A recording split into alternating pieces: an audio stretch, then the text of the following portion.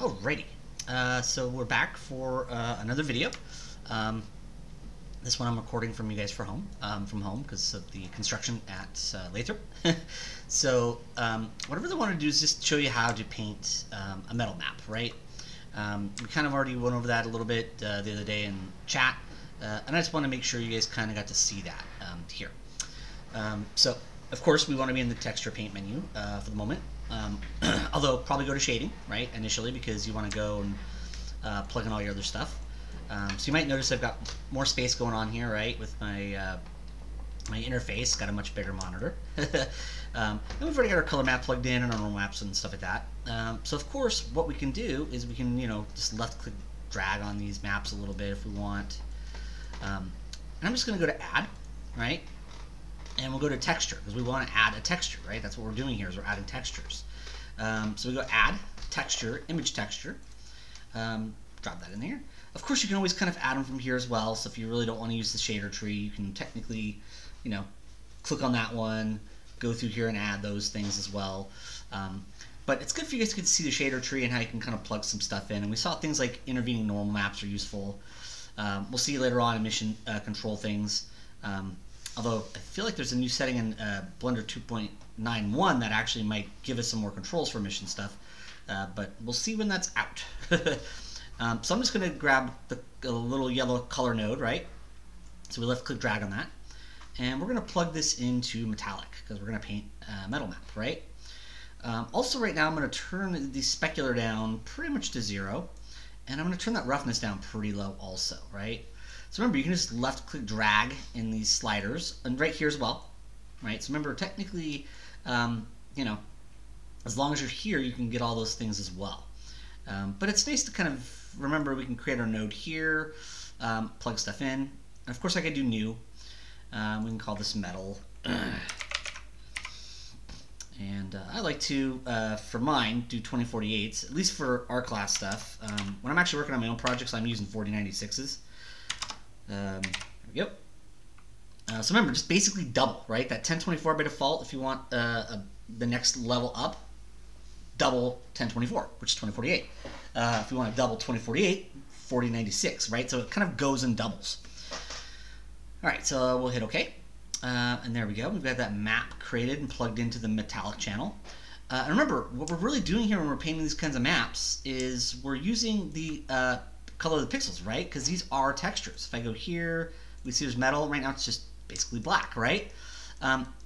So remember, this is really just a 2D image, PNG, JPEG, Targa, and the actual properties that go into it, really it's just using kind of the color of the pixel to drive whatever is going to look like on the surface, right? That's why we had to lay out the UVs, right? The UVs were kind of, we took the model, we kind of made a different version of the model that's peeled and kind of, unwrapped, if you will. Kind of, you pull the labels off, if you will. You skin the model, pull it apart at the seams, and flatten it out two-dimensionally so it can go over two-dimensional pictures, right? For a color map, really it's just, the color, right? If it's green, it'll show up green. If it's light green, it'll show up light green. If it's dark green, it'll show up dark green. Same thing with this one, right? That's what a color map is. It's just going to take the color pixels and plug them into color. Normal mapping, of course, uses those red, green, blues for the XYZ, as well as whatever kind of mixture of those, and that purple kind of drive the channels. But when it comes to other map types, like say metal or like glow later on, or transparency from the alpha channel stuff, what you end up having is you're really just using the light and dark pixel values for this, right? So it's really just the lightness or darkness of the pixels. The color doesn't matter as much. So really, say black pixels will not do the effect at all. So there will be no metalness if it's black. If it's dark gray, you'll have a little bit of metalness. If it's light gray, you'll have a lot of metalness. If it's white, you'll have like kind of the full metal. Of course, roughness will affect that as well. So now that we've got that plugged in, and we've kind of talked about this metal map, let's go back to texture paint. And of course, what I can do is I can go to fill bucket here, right? And within fill bucket, we can see that there's our fill bucket stuff. Of course, you can go down here and you can pick a color if you want, instead of gradient. And in this case, I kind of want that to be black, so I just want to really, really double check. Paint mode set there, and we should be able to fill that black just in case. And now what I want to do is I want to go back up and I want to turn this back to white, right? Set to white. Now you'll notice, of course, that since I'm working from home, I'm working on my much bigger monitor, so everything is available here, right? Space is already on, texture mask is off, or set to stencil, view plane's on there, brush, strength, all those things. So in this case, I'm going to just go back to regular paintbrush, which actually is already set to white there. Make my brush size a little smaller. Remember the bracket keys, right? These bracket keys go up and down. And because the brightness of the pixels, right, the lightness or darkness is what's going to control this. And for most maps, that's what it actually does. Black will have the effect off, white will have the effect 100% on. Unless it's like a normal map or a color map where the color really matters and not just the bright lightness or darkness of the pixels, that's, you know, kind of when you'd have non-grayscale maps. Of course, any color map can be plugged in any of these channels because you'll still have lighter versions of red and darker versions of red, lighter versions of blue, darker versions. So really any color map, any collection of pixels, whatever their color, will always work for these channels. But we just kind of want to get to understand that when it comes to most material channels like metallic or roughness, specular, transparency, emission, to a certain extent, it's really what matters is the lightness or darkness of the pixels. So in this case with white, we'll see that I can go in here and I can start to paint this on. And you'll kind of start to see that it'll start to reflect this more, right? In particular, you know, I'll kind of make sure to have my strength set to full there. Kind of bring this up. And you see it's starting to paint on there. And you can really actually see the reflective properties. Now remember, you want to have this on because if you have this on, it's really just going to show color, right? This one actually shows the full real-time effects using Eevee.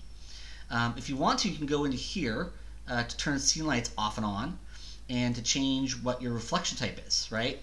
I like the default. The default usually works great, so I'm happy with that. I also have my strength set really high here, so I'm going to maybe set that to like 2.5. I think by default it's set to 1. But it's really cool. It's actually a neat thing. If you go to this little kind of pull-down menu, that's where you turn scene lights off and on, right? You can change your reflection type. You can even adjust the rotation of kind of where the world reflection's coming from. It's kind of neat in the lights. And you can even turn up the overall kind of fake global bounce light that the Eevee's doing with strength. So if I set that to like the default 1, you see how it's kind of just darker there. So that's actually really cool to be able to adjust this really quickly. You just kind of click on it, you can turn it up. And this lets you see the scene a little bit better, which is neat. So remember, you kind of have these different options for your shading, right? Wireframe, kind of shaded with texture though, unlike Maya. And this is like the full real-time renderer, Eevee, which as you can see is quite good, right? You're actually seeing kind of that world reflection map. So you see when we go in here and we do some nice map painting for this, we get this really kind of neat metal effect going on. Right? And of course I could use all the different strokes I want to. I'm just kind of keeping it simple with the regular draw brush right there, right? There we go. There we go. Kind of just get some nice little metal on there, which will be really, really cool. And now we've got that neat little metal, right? Now of course if we want to, we can go down to the kind of red sphere down here. Because that'll bring up all of our material properties and see how there's a metal plugged in, just like there's your color, just like there's normal maps. So you'll always see that there's kind of something plugged in. And these little triangles will appear, right? So the actual material system here, even if you're not using shader tree, is really user-friendly. And you'll notice, just like the other day, if I turn roughness up, you see how it kind of becomes much more of a brushed metal.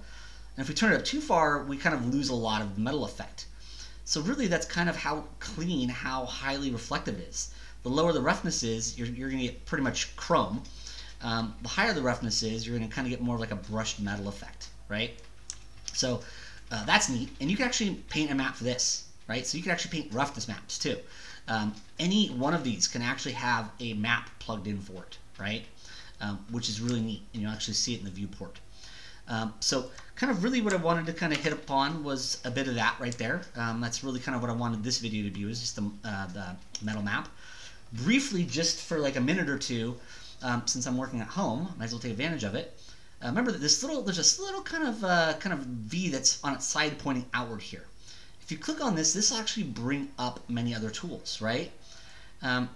And you'll see one of these things in here is BPainter, because that's an add-on I've added, right? And what BPainter does, you see it gives you all your color, all your size stuff, which you get from right here. But one of the really, really neat things is you see there's a full paint layer system down here, right? In fact, if I particularly turn this on to get the full effect for everything, there we go. We can scroll down here and you can see that you can not only have multiple layers, right? But you can even have them plugged in and create whole different channels, right? So I could create a base color channel that's just all my base color layers. I could actually create a metal layer that's all my metal layers, right? And you just call them diffuse or color or metal. So you actually can create all these different channels, even the layers that are in there, right? If you come on. I think because I didn't have this set up properly from the normal stuff, it's acting a little weird for me. But you can add other kinds of different layers here. You can actually link. So if I had a layer here that I wanted linked to like the metal channel, you could do that. When you create a different layer in a different channel, you could do that. Also, you'll see that here is kind of your stencil stuff as well as just your texture. So it has its own menus here. And you can even create a bunch of folders that you could browse through here for all your textures. So one of the really, really awesome things you'll see about BPainter, like I said, you guys don't have to use it. I just figured, hey, I can show you a few things for it. It's a lot of what you already expect because it's really just using basically these painting tools. It just puts a better interface around it and gives you a full proper layer system with its version of kind of like a multi-channel painting. You'll even go up here and it's got a bunch of brush presets and you can even save your own, right? So it's got a soft brush, it's got dodge and burn brushes, it's got brush anchored, brush fill, right? So it's got kind of some of its own cool presets that you can set up and play with. And this I love. BPainter just gives you that extra little bit of layer multi-channel painting, an easier way to browse for all your textures. You just want to make sure to copy it, whatever texture folders you have, into kind of the folder that this wants to look into, right? So if I click on this folder here, it shows you where it's put it, BPainter, preset textures, and what you can do is you basically just copy a bunch of the texture folders you want to show up in here, and then BPainter will find those and be able to browse for them. So this is kind of one of the neat things. This is that add-on. Like I said, it's $40. You guys do not have to do it for your class at all, right? This is just, I want to show you this is a really neat add-on. It comes with a bunch of brush presets, which really are just, you know, these things right here with different strokes and your different blend modes switched on, right? So that's kind of all there still. But it does offer a proper layer system and multi-channel painting system that's fairly robust and cool. And it does offer easy browsing access to your textures for your texture mask and your texture, which is really cool, and even saving your own brush presets. So I love BPainter. I think it's really cool. It just makes it really easy because even when I make a new layer, it plugs it all into the shading nodes like this for us, right? It just does that automatically for us really easily. So it even facilitates making a more complicated shader network even easier. So BPainter, really neat. If you guys at some point do decide you want to take a foundation of texture painting that's quite good in Blender to the next level, BPainter can kind of be that for you, right? You do have to spend a little money on it, but it is a great add-on that gives me kind of this extra little horsepower. So I figured I'd briefly just point out and just give you a little taster of some of the things that BPainter will offer as a paid add-on. But it's really just building off of the core excellent painting tools already there, and it just adds a proper layer system and easier browsing texture stuff and some brush presets. All right, so it'll be probably a great place to save that and stop.